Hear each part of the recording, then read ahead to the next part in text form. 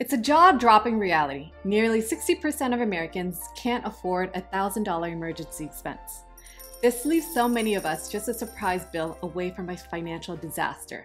So today, we're diving deep into the topic that's pivotal yet astonishingly often neglected, the emergency fund. We'll dissect why it's non-negotiable, demystify what it really involves, and confront the crucial question: how much should you actually save? Let's go.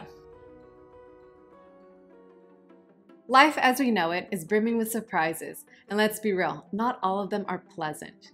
Unexpected medical emergencies, sudden car breakdowns, abrupt job losses, or economic downturns can all shake our financial stability to its core. The unforeseen challenges of 2020 were a stark reminder. I remember balancing my final year of graduate school with soaring unemployment rates and being 9 months pregnant. This made me feel super vulnerable. So without a financial safety net, we're often left stranded, resorting to high-interest debt credit cards or succumbing to a cycle of debt. And it becomes more complicated when there are dependents, when there's kids involved, because it's not just about you.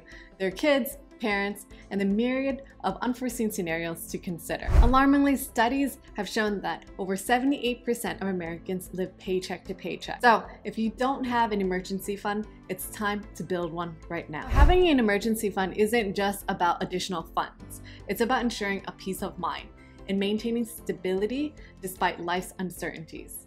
It's about shielding ourselves and our loved ones from unforeseen challenges. All right, before we get any deeper, let's pin down what an emergency fund really is. So you can think of it as a specific savings account, but it's just for unexpected and urgent expenses. This isn't your regular savings account, your vacation pot, or saving up for a new car fund. It's a financial cushion designed just for real emergencies.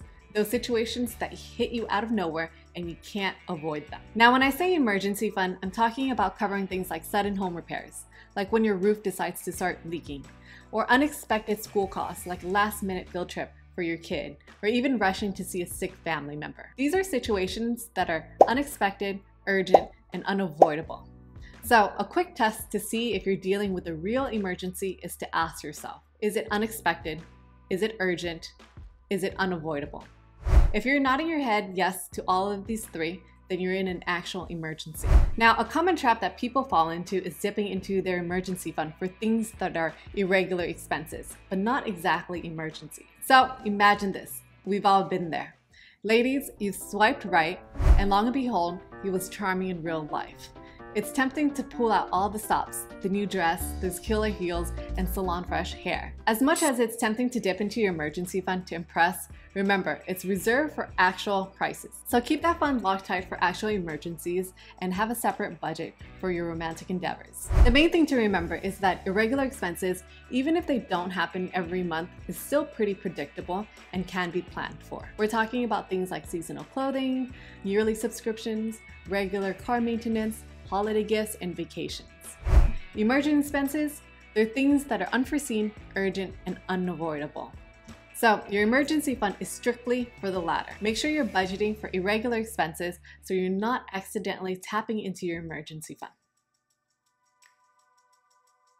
All right, let's talk about some numbers. So how much should you be setting aside in that emergency fund? The typical advice is 3 to 6 months worth of living expenses. But let's be honest, life isn't a one-size-fits-all. If your income varies or you have kids, you might want to aim higher. Kids are adorable, but little agents of chaos. One moment they're playing, the next they're channeling their inner stunt double, and you're on a trip to the ER. So it's smart to review and adjust your emergency fund as life changes and costs arise. To nail down how much you should save, list out all your essential monthly expenses, like your rent, utilities, groceries, childcare, and then multiply by the number of months you want to cover. So for instance, if your monthly essentials are $3,000, a 3-month fund would be $9,000. And a 6-month one would be $18,000. Now, it seems hefty, but life loves to throw curveballs and it's best to be ready. Now, if you have to use your emergency fund, think of it like borrowing from your future self and make sure to refill it as a priority. You never know when life's next surprise will pop, literally or figuratively. Building up this fund might take a while.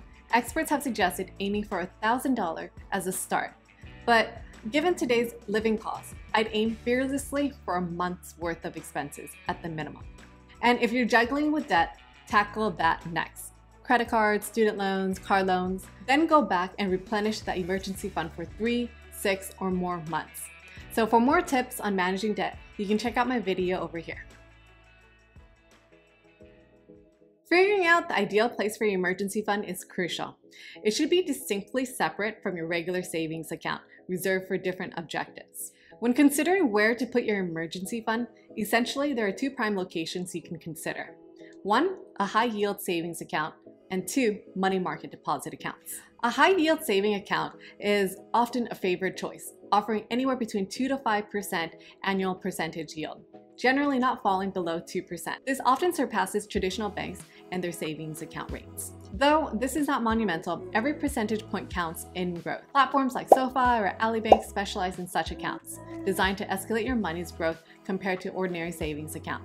And these options are also FDI insured, safeguarding your funds for up to $250,000. I have personally used Robinhood, which offers a cash management account with no minimum balance requirement, 0 monthly fees, and also comes with FDIC insurance. It currently yields about 5% APY.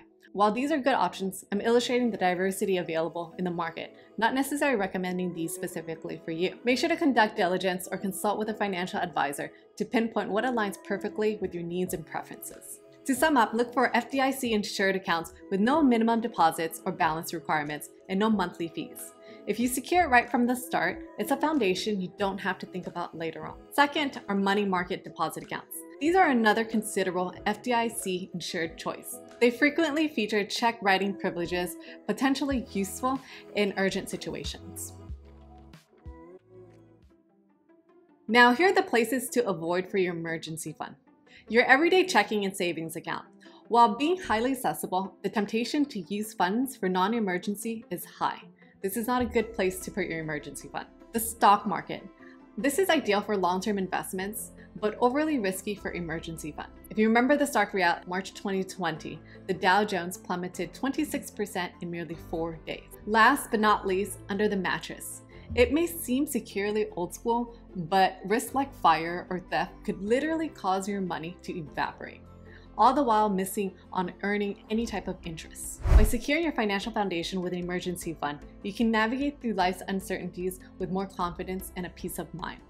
So whether it's an unexpected home repair or sudden medical expense, being financially prepared is the best defense against life's inevitable surprises. So that's it for today, friends. I hope you found this guide helpful for demystifying the emergency fund and highlighting its importance for maintaining financial stability. Remember, an emergency fund is not a luxury, it's a necessity. Stay financially savvy, and don't forget to like, share, and subscribe for more. If you're interested, you can check out my next video over here on how to save your first $100,000. Thanks so much for watching, and I'll see you in the next one.